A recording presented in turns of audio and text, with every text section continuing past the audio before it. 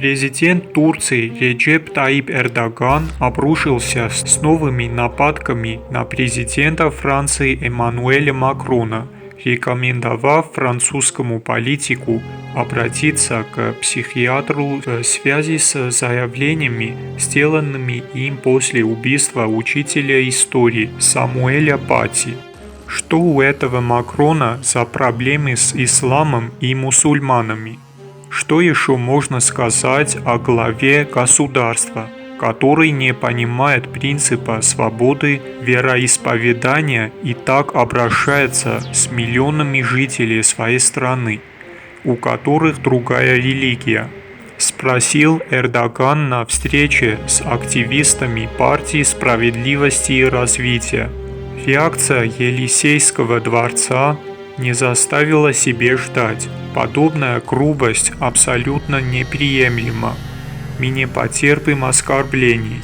Мы призываем Эрдогана изменить политический курс, опасный во всех отношениях, сообщил представитель канцелярии Макрона, добавив, что турецкий президент не осудил убийство учителя и не выразил соболезнований.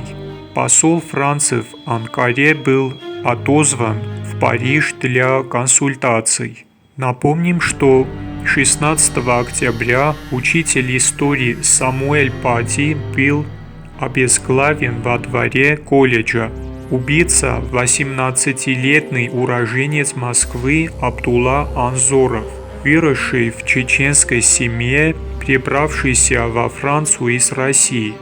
Мотивом преступления стало то, что Пати, рассказав ученикам о свободе слова, показал им карикатуры на пророка Мухаммада. Преступление вызвало во Франции потрясение.